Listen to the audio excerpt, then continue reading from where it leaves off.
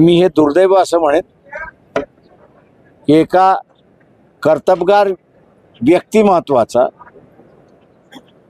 इतिहास नाकारण्याचा भाग होतोय आणि त्याचं एकमेव कारण असं आहे की त्या कालावधीमध्ये शिवाजी महाराजांनी ब्राह्मणशाहीला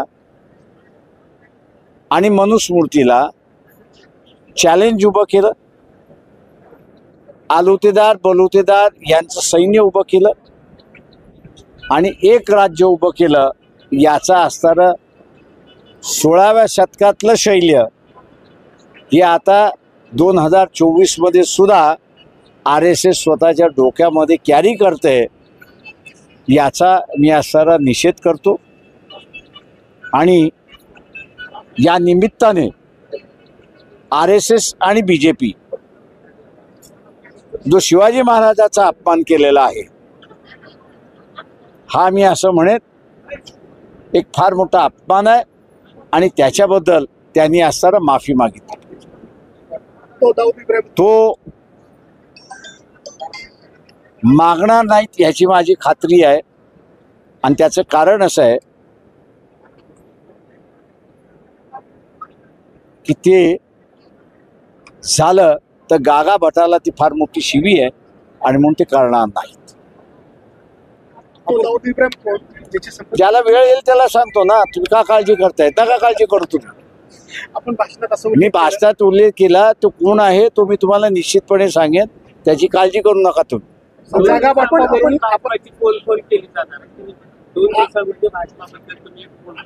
हो ते 2 दिवसामध्ये थांबा. 48 थांबा. कशाला उगीच हे करत बसतो. येणाऱ्या विधानसभामध्ये आपली भूमिका काय राहणार आहे? तेही आम्ही असताना ते मी आपल्याला सांगतो. काळजी करू नका. ते मी आपल्याला सांगतो. काळजी करू नका. आम्ही असणारा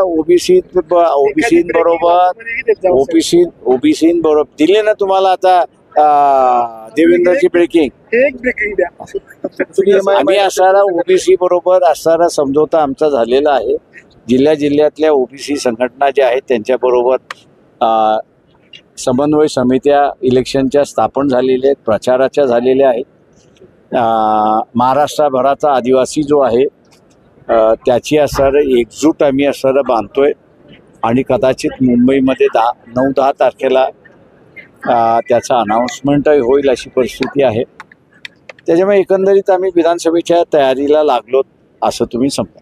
लातूरमध्ये आपण विरोध खटक्याला प्रवेश दिलेला आहे पक्षाने आणि आपण जाहीर केलं त्यांना उमेदवारी देणार आहेत का? काय माझं म्हणणं असं एक उमेदवारी जी आहे ती पक्षाची जी पार्लमेंटरी बोर्ड आहे ते डिसाईड करेल कोणाला द्यायचं कोणाला द्यायचं. त्या ठिकाणी होत होते ते लोक करत असतात. सर एकीकडे आपण काँग्रेसला विरोध करताय दुसरीकडे म्हणतात काँग्रेसनं जर मला सोबत घेतलं असतं तर त्यांच्या 120. हो बरोबर आहे. असं 120 नाही मी असं म्हणालो. 220 नाही मी असं म्हणालो की त्यांनी जर आम्हाला घेतलं असतं आणि मी 8 महिन्यापूर्वी म्हणालो होतो की BJPला आम्ही 220च्या वरती जाऊ दिलं नसतं. गरिबाला बरोबर घ्यायचं नाही याच्यासाठी काँग्रेसवाल्यांनी स्वतःची पंतप्रधान पदाची खुर्ची सुद्धा सोडायला तयार आहेत हे मी लोकांना समजावून सांगतो.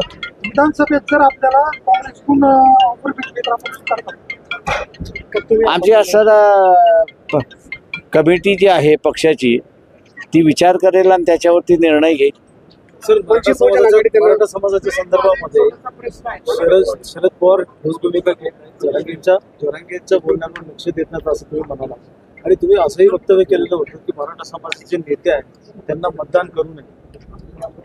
हो मी असं केलं. याचं कारण असं आहे की साध्या प्रश्नावरती जर निर्णय घेता येत नाही तर उद्या देशापुढे संकट उभं राहिलं ते काय निर्णय घेणार आहेत. निर्णय न घेणाऱ्या लोकांना असणारा सत्ता देऊ नका एवढंच मी म्हणतोय. विधानसभेसाठी राजकीय पक्षांसोबत चर्चा झालेली आहे. Thank you very much. चला.